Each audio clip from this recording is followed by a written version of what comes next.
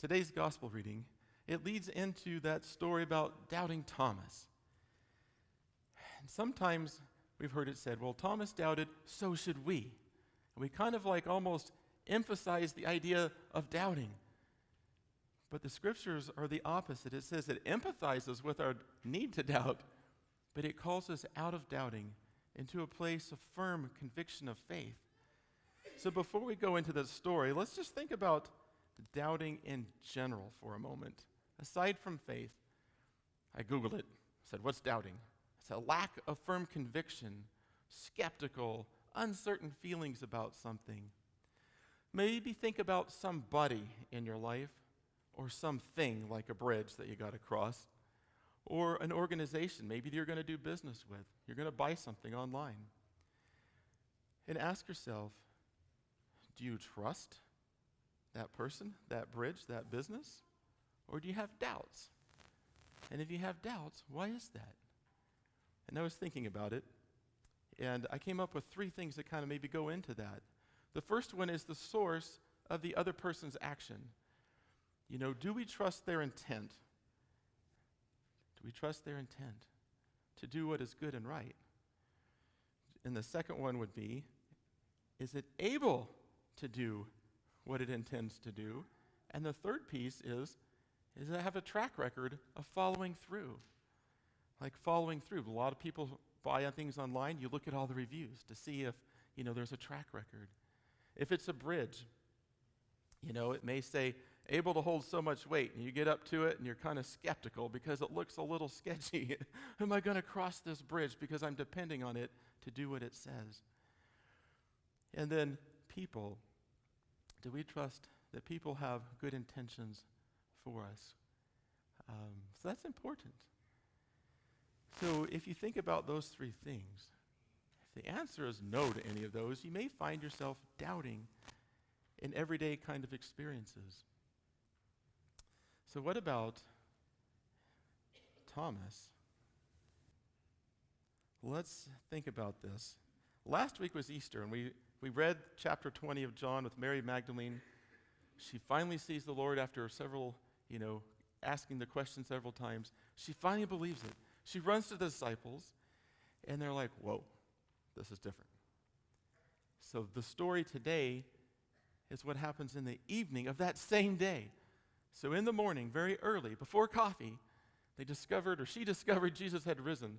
She tells them, and by the end of the day, they're all locked in a room for fear of the Jews, it says. Think about that. Fear. Why would they be afraid? Well, they did just kill their leader, Jesus. And if they could kill their leader, they were probably feeling vulnerable. So they might have been afraid of that. They might have also been afraid now Mary's saying that Jesus is alive again. And if the Jews are already mad at them because they were associated with Jesus, imagine how mad they would be if they heard that he was alive. Somehow he didn't die. Now they got to do government paperwork a second time and go through the process of getting him killed again. So maybe they were mad about that. I don't know. But they were afraid. And sometimes we live our lives like that. We live based on fear. We listen for things out in the world, and we latch on to anything that's going to make us afraid. And then we close our door and we hide. And our world gets small. And things happen to us when we live in fear. Things that aren't good within us.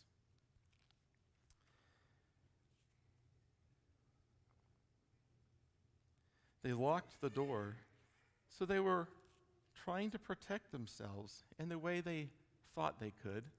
It wasn't really protection. If the soldiers came, they'd bust down the door. But you know what? When you're scared, you try to do anything just to try to feel a little safer.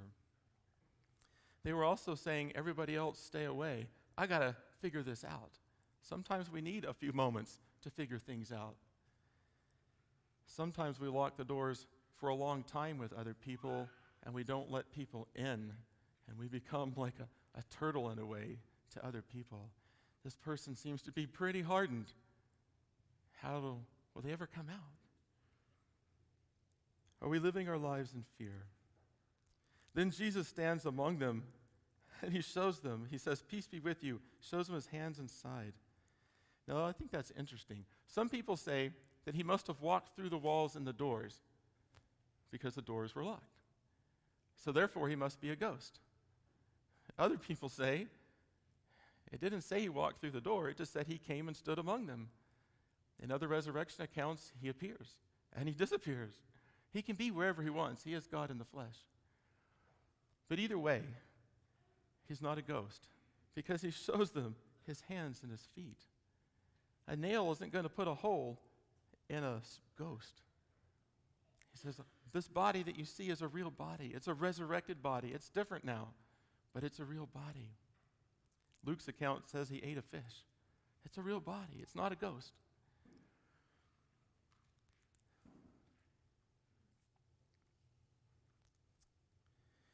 And he says to them, peace be with you. It's the opposite of fear. You know, they were scared. He comes and says, peace be with you. We say peace be with you in our church service. The purpose of that is to go to other people and say, everything's okay between us. I forgive you. Let's move forward. The disciples were probably feeling like they had failed him. Peter denied him. The others were doubting and all that. But he says, peace be with you. I love you. I get that it's hard to believe what just happened to me. Have you ever watched a sporting event and your team's the underdog and they win? Anybody had that experience? Yeah, good. Hands are going up. That may have been what this team was feeling like. They lost their leader, but he shows up and he's actually won the game. And he's giving him high five. Look, these holes in my hands, it means we won the game. And they were overjoyed when they finally got it. And then he says to them, as the Father sent me, I am sending you. Not as a punishment, because again, he says, peace be with you. I'm not sending you out there because I want to get rid of you and I'm mad at you, banishing you. He says, no, peace be with you. I'm going to go ahead of you anyway. We're going to continue the work of the Father. And then when he's saying that, he breathes on them. I think that's such a cool thing, because back in Genesis, God breathes on Adam the breath of life. And now we're spiritually dead, but he breathes into them the gift of spiritual life. And he says, receive the Holy Spirit within you. Now the Holy Spirit would come in power on Pentecost, but he would also